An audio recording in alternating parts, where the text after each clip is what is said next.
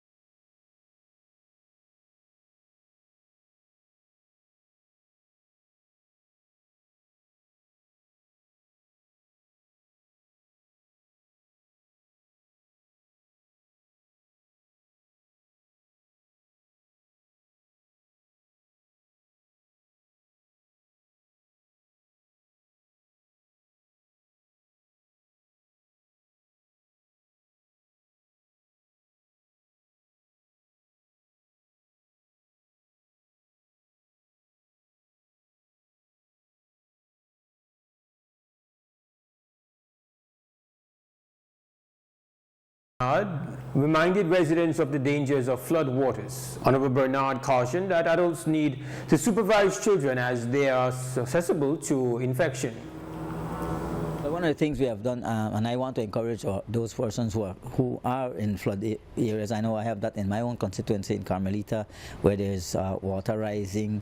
I know in the further north, in the Orange North constituency, we have studies done in the Douglas area, and so where there was latrines already overflowing. So the Ministry of Health has been on the ground at every area, every part of the country, doing assessments. I just saw an email that came in to me last night. I haven't read it completely yet, but I know there's assessment that was done and strategies that are being put in place to address those issues, because of course, as you know, with flooding brings diseases, and so we want to encourage people to stay away from flood waters.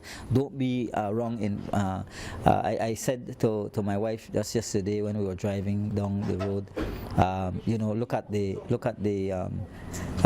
children bathing in these waters. You know, it's difficult, and so I encourage our people to ensure that we stay away from these things, because it can become hazardous to our health. And so the ministry is doing its part, working closely with NEMO, because you know we all part of the NEMO program too. And so we have been on the ground. Our public health inspectors and our vector people have been on the ground, making sure they're doing their assessments where there's water catchment or water staying in land under the homes, in homes.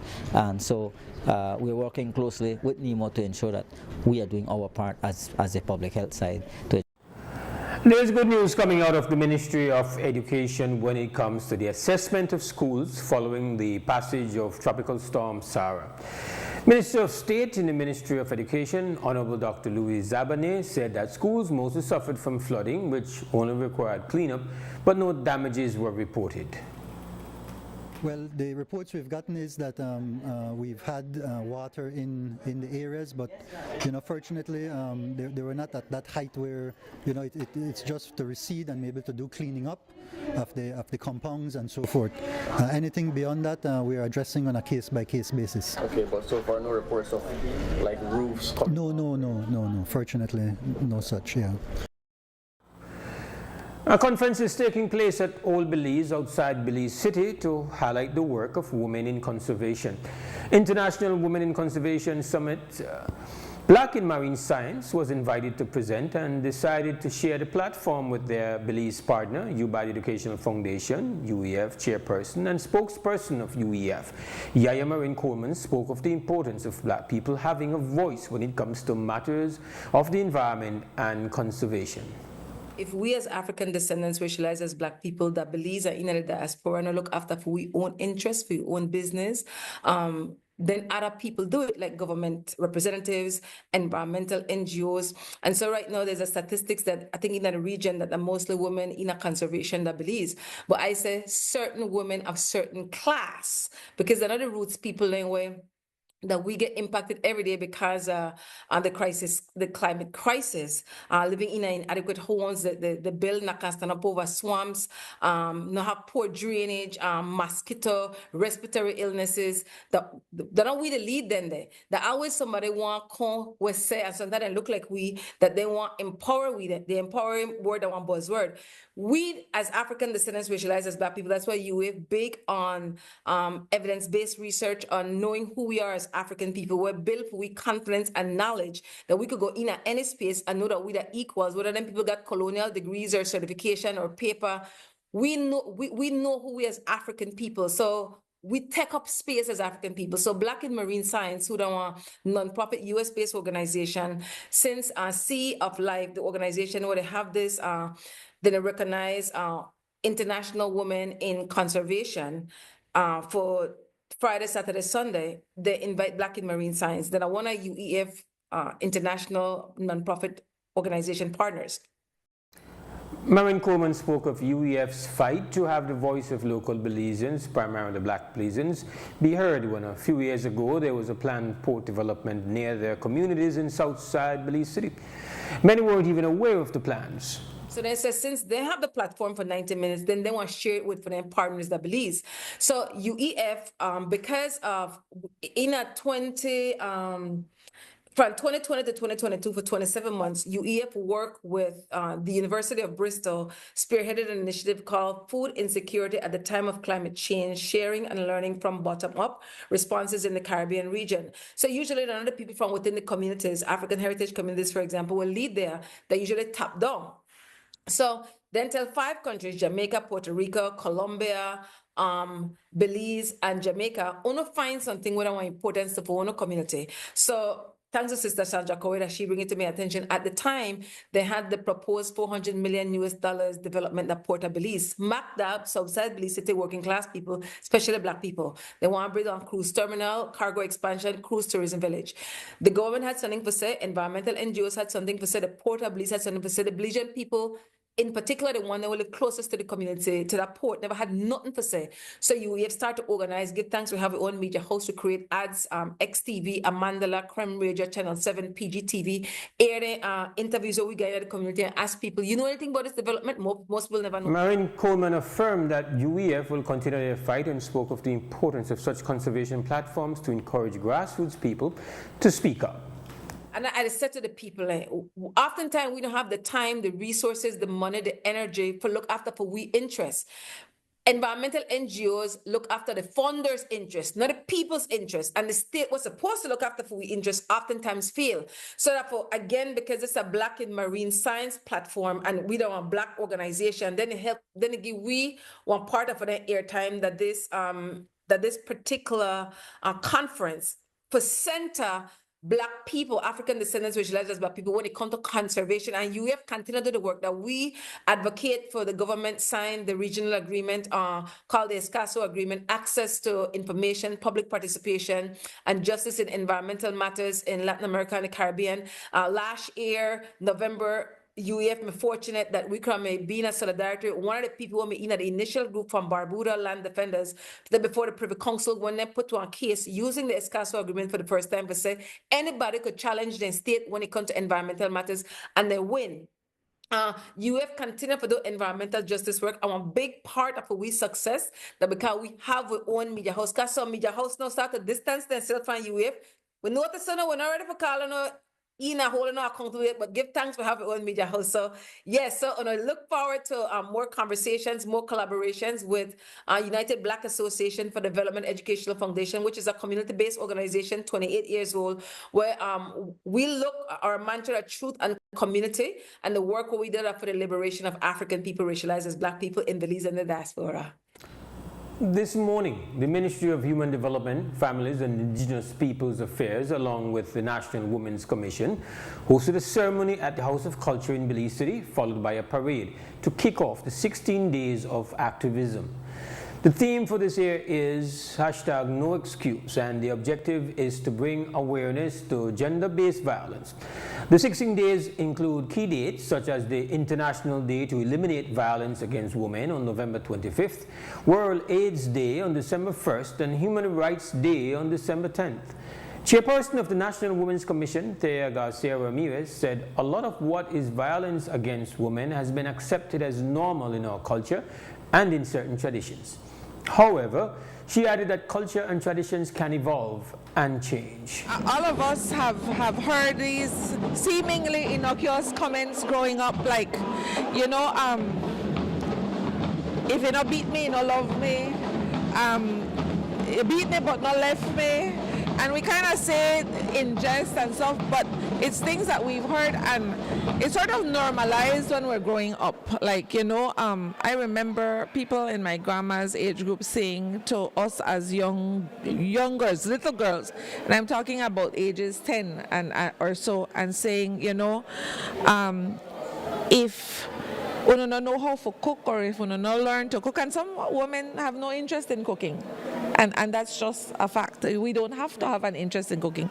But if you don't know how to knead, and if that tortilla no come out round, or if that fried jack no puff and then beat you, well, you look for it, because you need to know these things. And so it's kind of ingrained. And then when it happens to you when you are an adult in a union or a marriage, then well, my grandma tell me this may happen anyway, so it sort of gets normalized. Or when you have a boyfriend and they say, well, you know, you pick your man, And if something go wrong, just you know that you have to go and take your lick, because that's the way you ask for, that's the way you look for.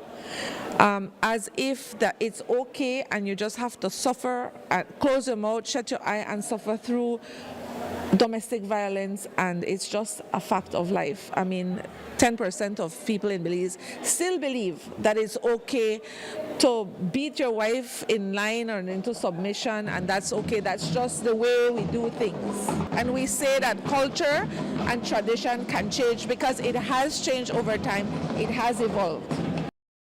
Taya Garcia Ramirez, who herself has taken on a larger leadership role after being elected the PUP's Corozal Bay standard bearer, encouraged women to take on leadership roles. She said that women need to advocate for other women who may not have a platform to have their voices be heard. Well, as the Honorable Caroline Trench Sandiford said, it is important because a lot of times we have to, women leaders, we have to advocate not only for ourselves, but for other women who don't have a voice or whose voice is being silenced. And so I think the more there are of us in the House, in the Cabinet, in the upper and the lower houses, the more we will be able to push through to advocate and get things done so that we have not only gender equity, but not only equality, but also gender equity. After the break, new book sheds light on Belize's other important battle, that of Orange Walk. Stay with us. Merry little Christmas. Christmas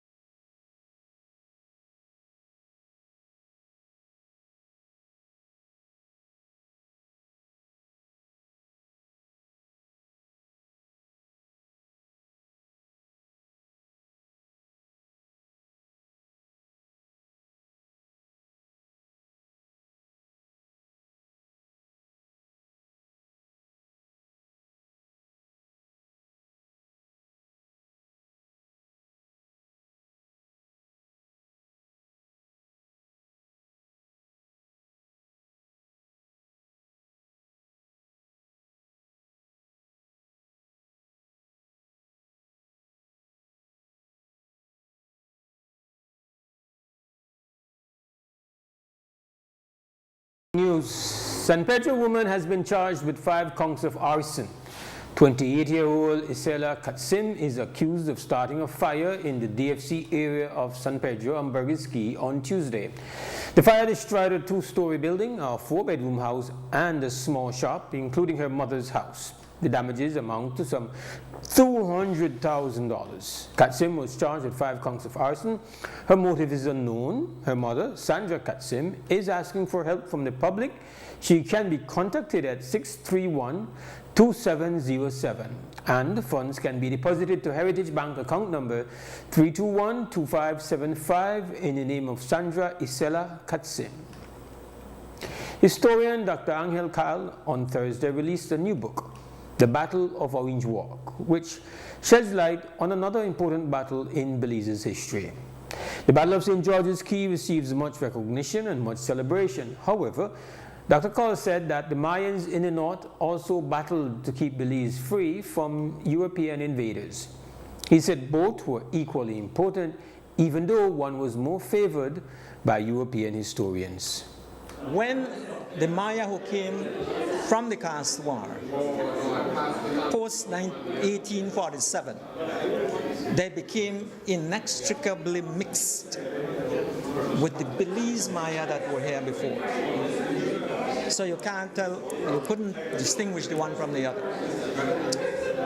No, I don't think that we have been given a false narrative. I think there is a lot to be said about the Flowers Bank people. There is a lot of good things to be said about that. Because every moment in history has to be evaluated on its own merits. So there is a lot to be said about that. Have it been undersaid? Yes, definitely yes. Was it deliberate? Yes, it was deliberate. Because the British, and no less than Sir Burden, the author of the Archives of British Honduras, a historian, he was there. He knew those records. And for the British to have said, there were no Maya living here.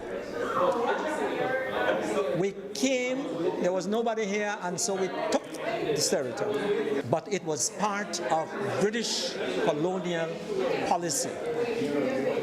That narrative, unfortunately, sir, unfortunately, our government, both PUP and UDP, have swallowed that narrative.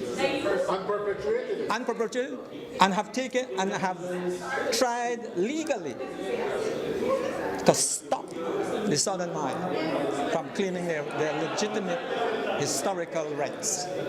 Dr. Carl said that his new book aims to shed light on this part of Belize's history. In the 1500s, 1600s, part of the 1700s, it was the Belize Maya who breaks the Spaniards. Unfortunately, sir, most of our history has not been studied, researched, and written by our own people. Most of it by folks that are well-intentioned, but they're not Belizeans. Essentially, when you look at this work, this is an attempt to make available to the public, to our students, to our teachers, what the archives has on the Battle of Orange Walk. Okay? So there is a faithful reproduction. The documents were in handwriting. So that had to be paleographed. Okay? And not only paleographed, but that needed to be analyzed. So there is some analysis in there.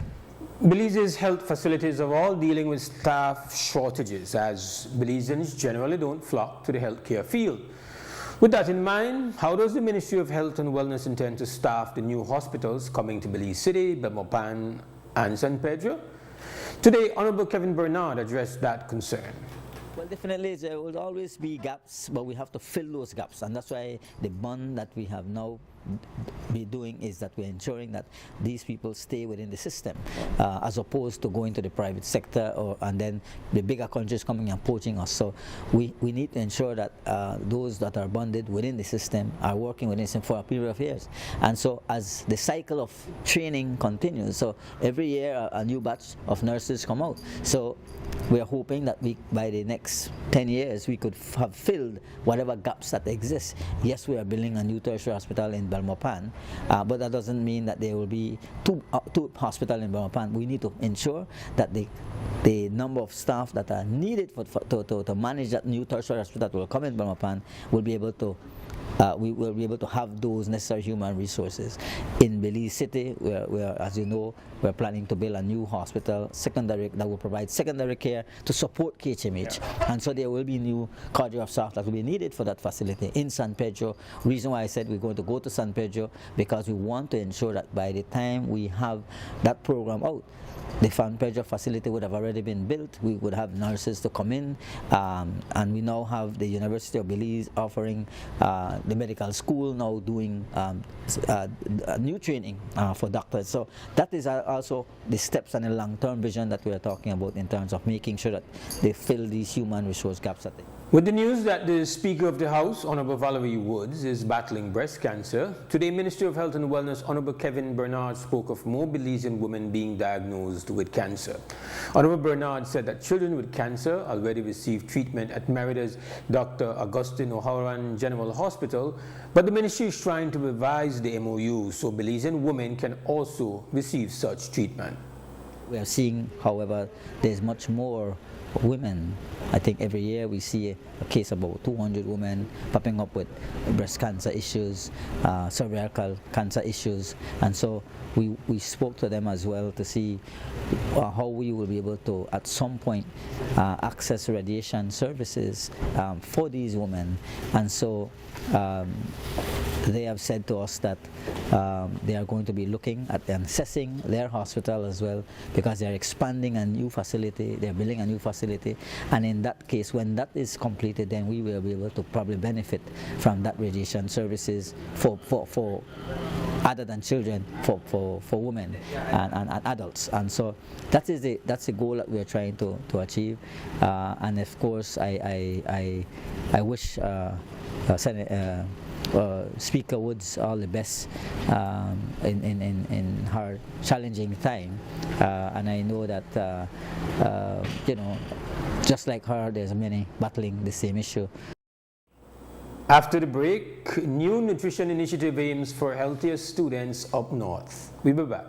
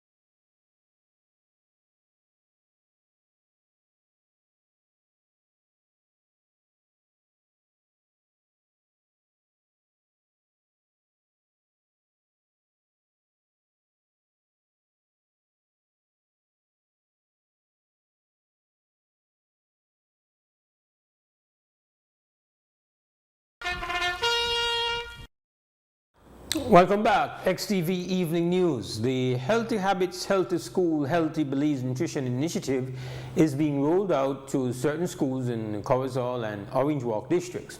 The initiative aims to introduce healthier snack and meal options to students to encourage them to lead a healthy lifestyle. Nutritionist for the Northern Health Region, Wendy Sanchez, spoke more of the initiative and its importance.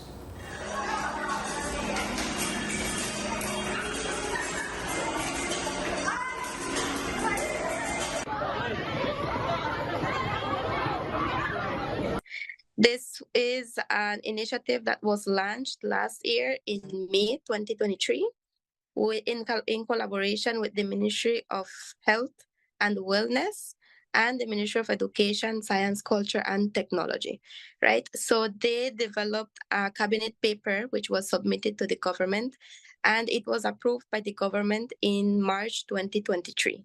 So the activities that are entailed in this initiative is going to the schools, doing activities, doing health fairs, promoting healthy eating, right? We do a post-test, we do a pre-test with students, and to see how is your knowledge with the topics such as nutrition, hygiene, and physical activity. I am actually doing Corozal and Orange Walk, right? I am doing 6 schools, 3 in each district.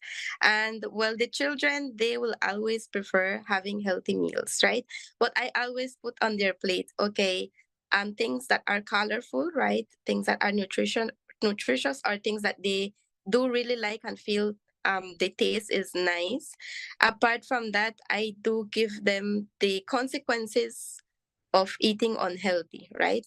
What can lead to unhealthy foods?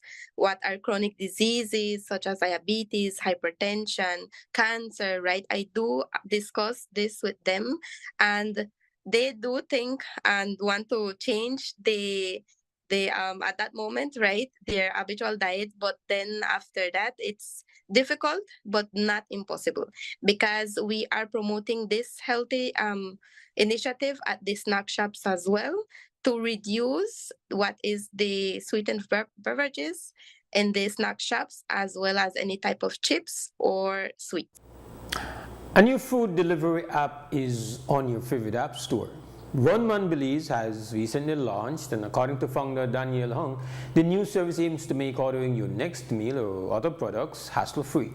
One Man Believes works with small businesses who may not offer delivery services. Delivery is done anywhere in Belize city limits, and the runs cost between $5 and $8, with a special $5 promo every Friday. Hung explained what set his service apart from others.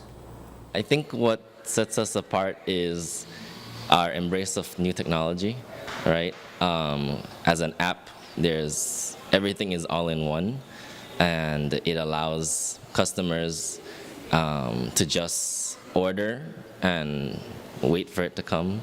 Businesses just will receive the order and accept it, prepare it, and then wait for somebody to come for it. And then the delivery driver just picks it up from point A to point B, and that is it. I think what sets us apart is we want to move away from how inefficient it is currently. So if you ever try to order food, it's usually a lot of back and forth WhatsApps, a lot of calls. You might not know what they have, so you have to go Google it or Facebook it. Sometimes they don't even have an online presence, right? And so what we're trying to do is we're trying to merge all 3 parties. So you can order from within the app? Yeah, so we have right now over 40 restaurants already on the app. And we have been testing it since July with 100 or so users, and we had since publicly announced the app on October 28th. And since then, the users have jumped to like 500, and there have been people who have been more consistently using it. And so, yeah, you can, starting today. We don't charge any businesses or drivers to join, right? It's a completely free platform. So we do encourage, like, if you have a small business, whether or not it's food or like more products-wise, feel free to join, because we're open to setting up your store there and getting you set up, yeah. And Miss Universe Belize Halima Hoy said that reflecting on her performance and her entire Miss Universe experience, she feels confident that she had what it took to place, but respects the judge's decision and the performance of the other delegates. She explained how Mexico City was a battlefield and how she tried to stand out, as well as her thoughts on pageant fans believing she would have placed. Well, what they think does make a huge difference because they have been following pageants for a very long time. But Giovanna, the most important thing is that I thought that I was worth it. You know, I knew that my performance was up to par, and I knew that I came there to compete. And after seeing the top 30, I could have easily been in the top 30. And that's no disrespect to the girls who did make it, because at the end of the day, you don't know what the judges are looking for, what they're seeing. But I felt very confident in everything that I did. I was consistent from the day I got there up until the day I left. So I'm proud of myself for that, and I hold myself to high regards because of the performance and the attitude that I had. You can't go there with the mindset that you're just participating. You have to go there with the mindset that you're competing. So you will be watching what other people do, and you want to up the ante, and you want to, be recognized. So it's like every day you go, you get dressed, you go out, you try to get recognized as much as you can, so the bloggers can post you, and so the content team can take content of you while you're doing your makeup or while you're walking around. So it was like a hustle every single day to get recognized, especially coming from a small country. You work 3 times harder to let them say, hey, I'm gonna choose Belize, because naturally they want to choose the bigger countries. So I'm proud of the work that I did, and I'm grateful that you guys were able to witness it and recognize it. And to be very honest, there were days when I had requests, like I would go in the area where they're taking pictures and push myself in and be like, you need to photograph me as well. Like it was that competitive, because there's going to be 15 girls like waiting to get their pictures taken, and you have to be that one girl for them to see you and for you to get featured on the page. So I made sure that every single day I was positioning myself literally in the right area so that I can get my photo taken, because at the end of the day, they see your face, they see your clothing, and they see your sash. Halima also spoke about her final evening gown, which was a big secret heading into the competition. Talk about the gown, because that was the biggest secret in terms of your competition, and I think most people were amazed at what they saw. Don't you think that it was worth the secret though? We wanted to keep it a secret. We decided to reveal the national costume and to keep the gown a secret because we wanted people to be on their toes for that night, and we know that the gown was worth it. The process of creating that gown was a collaborative process. First and foremost, I put in my input in what I wanted, and then the team started talking about like trends that they've been seeing go out of style, playing around with colors. Do we want a color? Do we want whites? There was this thing going around at white. All the winners were white and so forth. So we were like, no, I want to do my color because pink is my favorite color. And I want it to be, also, I want it to reflect Cesar. He has to have an input. And so after we gave him some ideas of what we wanted, we gave him the color. He took that and he ran with it, and that is what he created. And it was a masterpiece, and it took us like 3-4 meetings to come up with the final design, and we did. He didn't disappoint, and we didn't disappoint the Belizean people. They loved the dress, and I think internationally behind stage, all the girls were complimenting my dress. They were in awe. They were like, we're in a rush of things and we're moving fast and we're going to get our hair touch up and makeup touch up. And when I put on my gown, girls are just like, wait, nice Halima, nice Belize. No, they call you by your country. Nice Belize. So it really got their attention, and I think that's what we wanted. Halima also spoke on what's next as she continues her national reign. Well, I still have to work with UNICEF and whichever other organization that would like to promote health and wellness. I'm still an advocate for health and wellness. I was before Miss Universe Belize, and I will be after Miss Universe Belize because that is simply my passion.